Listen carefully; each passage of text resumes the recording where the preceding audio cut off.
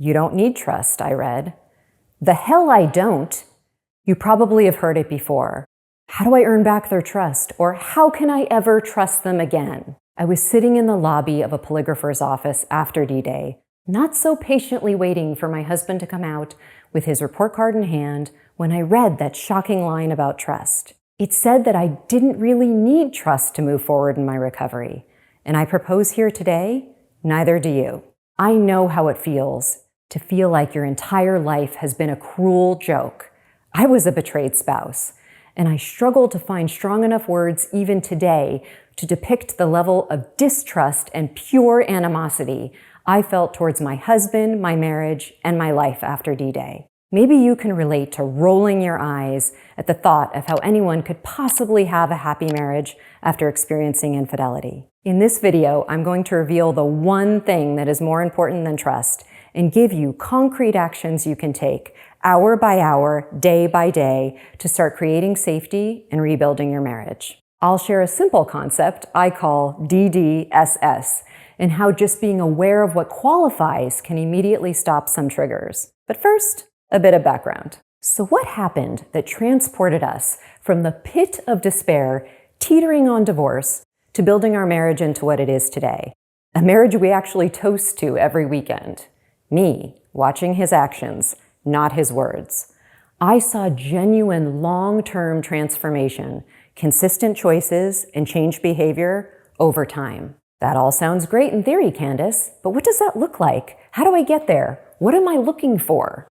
I'm going to lay all those consistent actions out over time for you today, plus more. Let's circle back to the line I read in the polygrapher's office, the one that told me I didn't need trust. It was in a free ebook from Affair Recovery called The Shocking Truth About Trust. Ready to be shocked? Here it is. Trust isn't the most important component in a secure marriage. Safety is. Creating a safe environment with transparency and honest communication is crucial. So what is safety? It goes without saying that physical safety must be present. But we're speaking today about emotional safety that comes when the wayward spouse is willing to identify their own weaknesses, take steps to ensure there will not be any repeat offenses, and tells the whole truth without any minimization or defensiveness. But safety is more than just that. For the betrayed spouse, safety is present when they can focus on their own healing without needing to control the wayward spouse or fear the next surprise. In early recovery, honesty and transparency can serve as a substitute for trust. While building trust takes time, honesty can and should be immediate. You really don't need trust to move forward in recovery. In fact, it's best to accept that there will be doubt for quite some time. What you need stat is honesty and transparency, because that will lead to safety, which will then build trust over time. Before we get into my list of how-tos and what to-dos, let's check out that acronym, DDSS. Don't do shady. We're going to keep this vlog clean, and we're going to go with stuff. The acronym is an easy reminder to avoid doing the unexplained stuff. These are things that are not acting out in and of themselves. It's how the betrayed partner can perceive them that makes them destructive as they inject suspicion and doubt. Up first, don't make unexplained changes to your routine. Let's say you normally do the laundry on Saturdays, but this week you decide to do the laundry on Wednesday. Maybe you're just trying to get ahead on chores. Instead of your betrayed spouse thanking you for getting a jump start on the chores, you're now dealing with trigger alarms going off and your betrayed spouse yelling, "Why are you doing the laundry today instead of Saturday? Where have you been? What's on your clothes? Has someone else been here? What are you hiding from me?" If you're going to make a change in your normal routine, let your mate know in advance. Since we have plans on Saturday morning, I'm going to get a jump start on the laundry today. Suddenly, instead of triggering suspicion, you've just relayed consideration. Don't walk away to take a phone call or use your computer in another room for non-work related purposes. Even opening a new tab or closing a tab on your computer when your spouse walks by triggers suspicion. The more secretive or protective you are with all of your devices, the more suspicious you'll appear. Don't alter your routine when traveling without having a conversation about it first. It doesn't matter if you're driving, if you're on foot, or if you're biking. There might be a perfectly good reason for you to take an alternate route.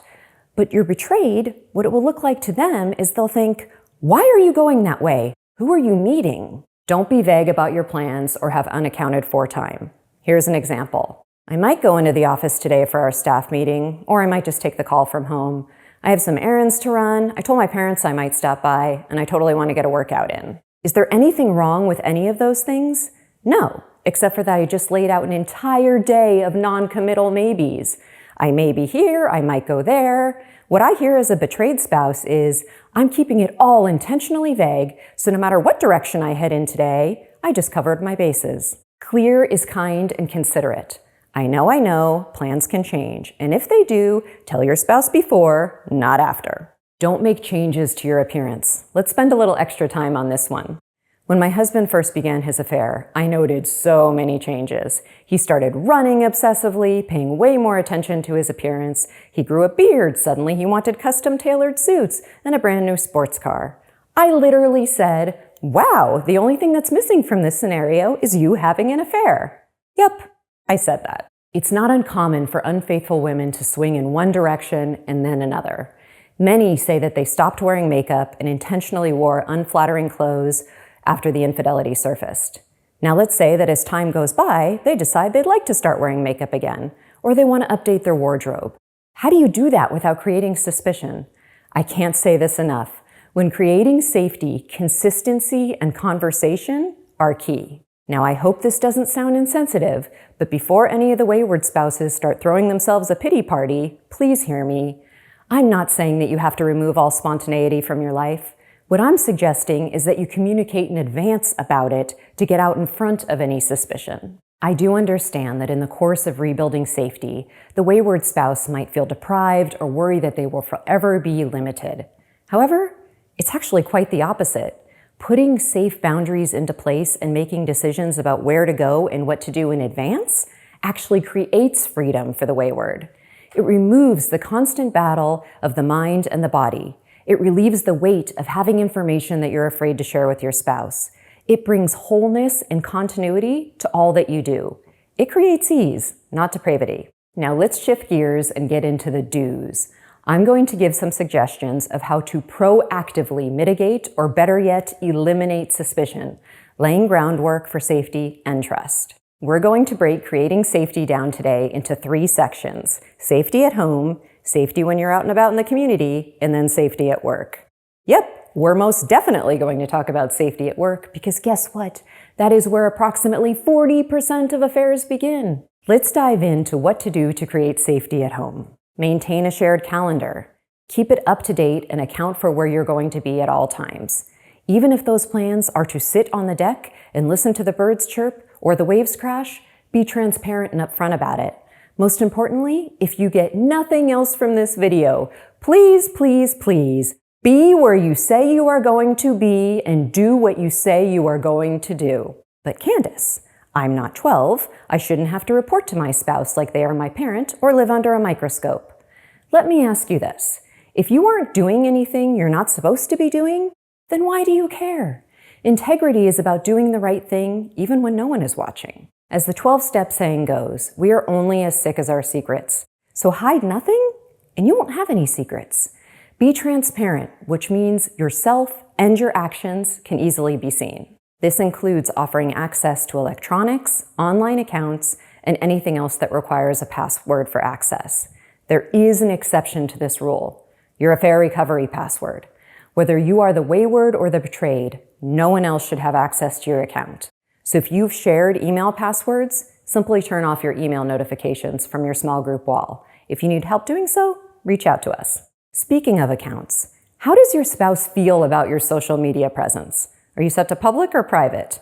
Are you following anyone or anything that is making them feel uneasy? Is it time to get off social media altogether? Best practice is when the wayward spouse thinks of these things first and sets appropriate boundaries for themselves, and then shares those steps they've taken with their betrayed spouse. For those of you dealing with addiction, there's nothing that speaks to safety quite as loudly as making a plan for sobriety and sticking to it. Your plan may include commitments to meetings, step work, meeting with a sponsor, having accountability partners, or other safe people who you can process and who will support your recovery and your marriage. My husband having safe men in his life to process with helped him show up for me in ways I didn't even realize at the time. Here's an example. I was recently asked if I said horrible things to my husband early into recovery.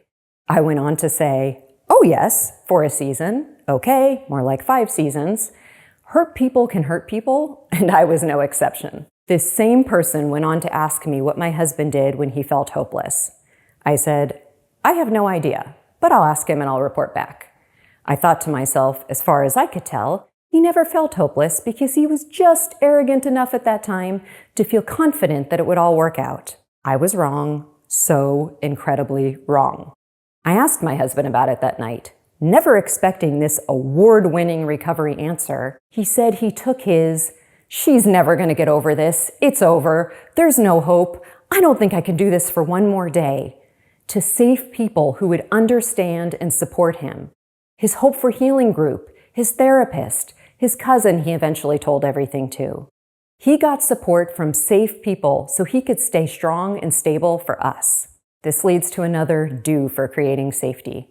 Have a conversation with your spouse and get on the same page about who you both feel is safe to speak with about the infidelity. Just because someone is a close friend or relative does not mean that they are a safe space to share what is probably the most sensitive information you've ever shared.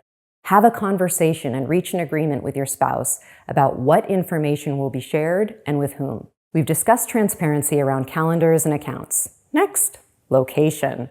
Have an app on your phone that shares your location. Our family uses Life 360. Yep, I'm on it too. It's not that I'm tracking my husband. We have shared transparency. In fact, our whole immediate family's on it. Side note for parenting, when my twins turned 18, they expected to come off of it. I proposed a compromise. If you don't come off, I will promise I will never ask you why you aren't in your dorm yet. A deal was made, a deal was kept. Let's talk about transparency around finances. In recovery, we are a cashless house. We use credit cards to pay for everything. It's an effortless method of transparency. We also enabled a feature from our bank that sends a text message anytime cash is withdrawn. In addition to having records of location where money is being spent, we also rack up a lot of airline miles. I realize that making changes like this may feel or seem inconvenient, but I guarantee it's worth it. Our founder, Rick Reynolds, says that compulsive behaviors get us into trouble when 3 things are present: motive, means, and opportunity. Many of the tools for building safety, such as being a cashless house or being on a location sharing app, remove the opportunity for secrets and compulsive behavior. Remove the opportunity now for deception, temptation, and compromise.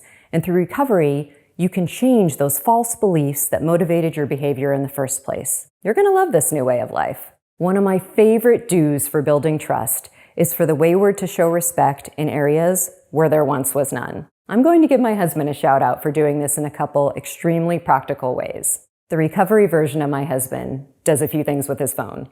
For starters, it's no longer permanently attached to his hand, and he's not on it after hours. If we're watching TV and he does do something on his phone, he'll intentionally angle it towards me, which allows me to see what he's doing. Do I stare at his phone? No, because him allowing me to do so gives me safety. But if I wanted to look over and see that he's checking the score of the Dodger game, I can. Freedom for me, freedom for him. This one is huge because it is the 180 of how it once was. These days, my husband actually answers his phone when I call.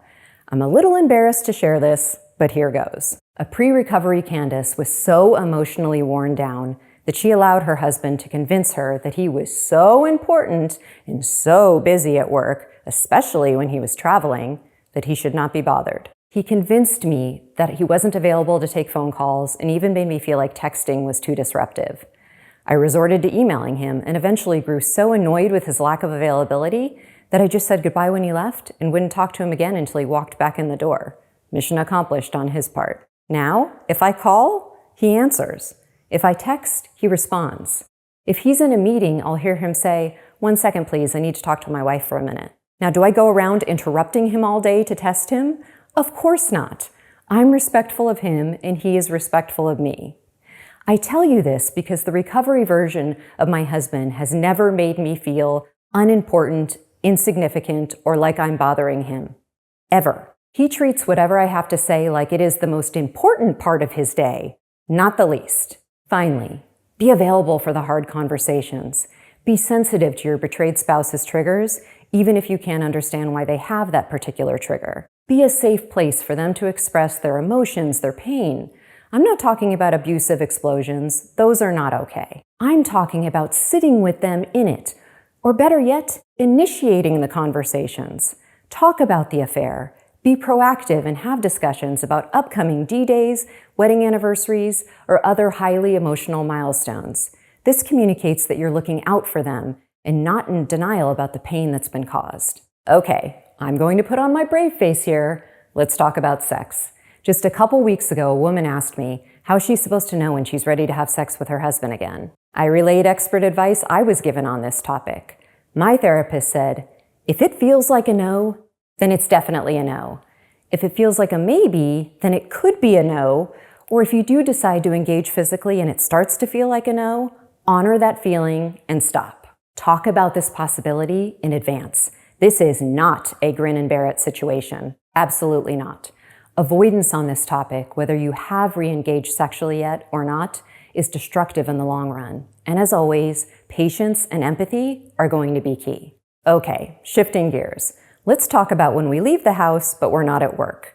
We're talking about when you're out and about in community, your time in the public eye.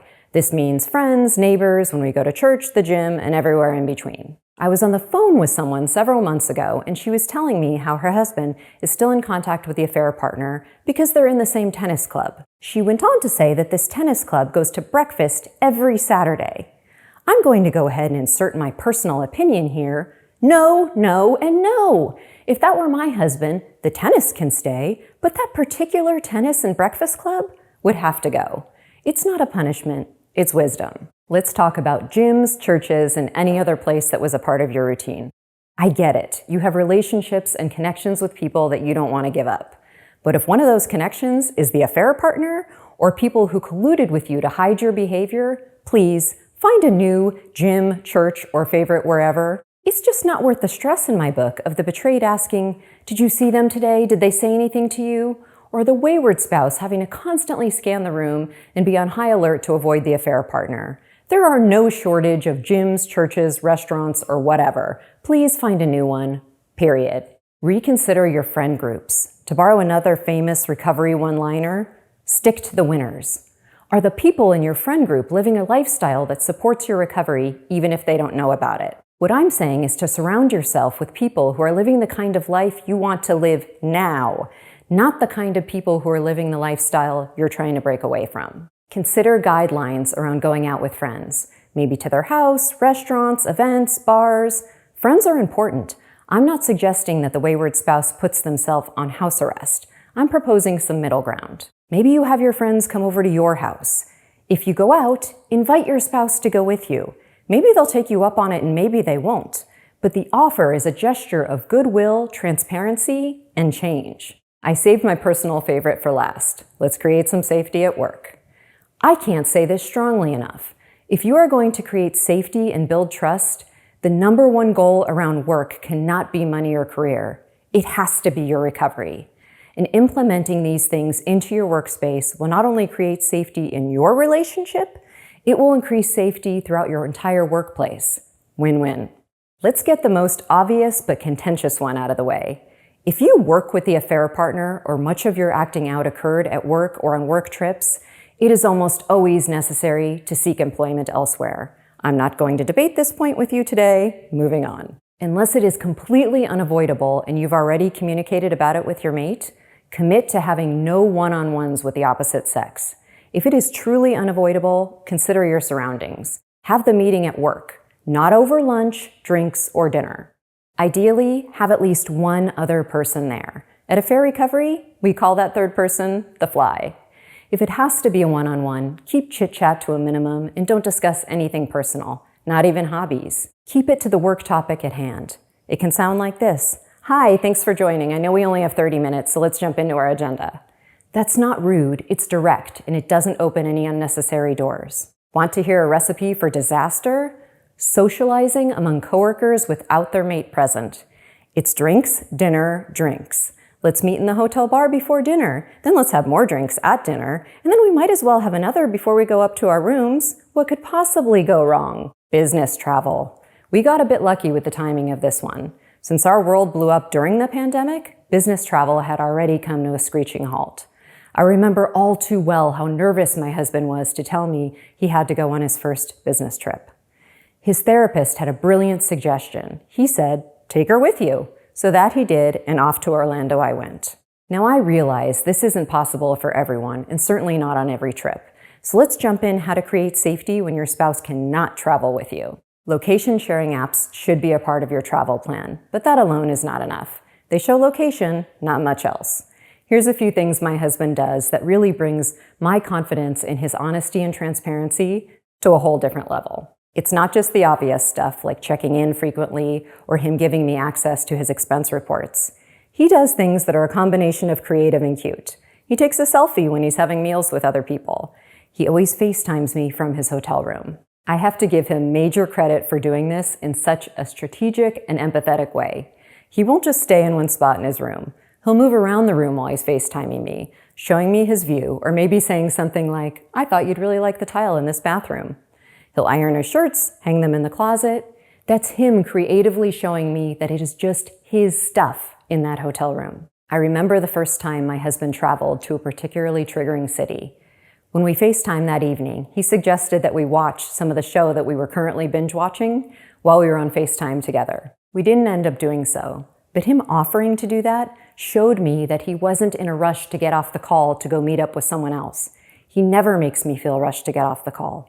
Ever. If you're in a recovery group that is meeting while you're traveling, please do everything possible to at least join a portion of your call. It relays to your spouse and your group that your recovery is just as important as work, preferably even more. Check in with your accountability partner. Tell them about your plans. Ask them to check in on you. On that note, be proactive and create a travel plan. A failure to plan is a plan to fail. Here's the thing about leaving a job, a church, a gym, wherever. It's the reality of wherever you go, there you are. Simply changing locations is not a solution in itself. The wayward spouse has to commit to living a different life in the different location, or the odds of relapse with new scenery are just far too high. It's not the name of the company, church, or gym that needs to be different. It's the person that needs to show up differently in order to create a different outcome. Before we wrap this up, I want to address a situation that some may see as an exception to going to such lengths to create safety. It's the, "but the affair was so long ago" scenario. Sometimes we speak with people whose infidelity was 5, 10, 25 years ago, and they've been safe and faithful ever since.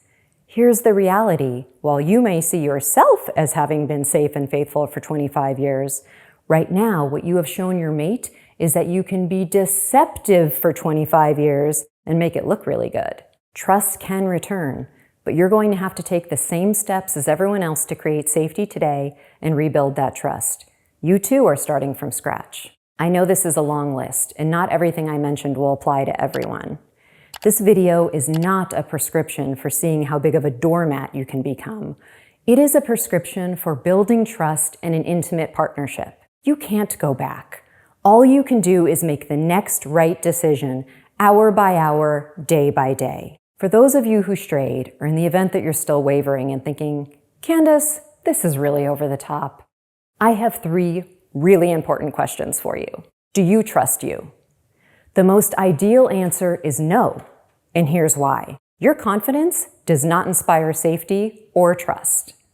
Self-awareness does. I would rather hear, "I know exactly what I'm capable of. My track record speaks for itself. Therefore, I have the following boundaries and safety measures in place so I don't ever put myself in that position again." Are you making these changes because you want to make them or just to save the marriage? If it's both, I totally get that. But if it's just to keep the marriage, then how committed are you going to be to this new lifestyle on the days where it feels hopeless? Are you asking, how long will it take for them to trust me again? Let me ask you this in return. If someone followed you around for an entire week, would they believe that you're serious about your goals? Sit with that one. While it might take 2 to 3 years on average for trust to return, the unfaithful spouse can start living a life of honesty and transparency immediately. Instead of asking your mate to trust you, make your partner feel seen, safe, and significant. Show them every day, by every decision, that they are important enough to fight for. If you have additional suggestions of how to create safety and build trust, please drop us a comment. We'd love to hear from you.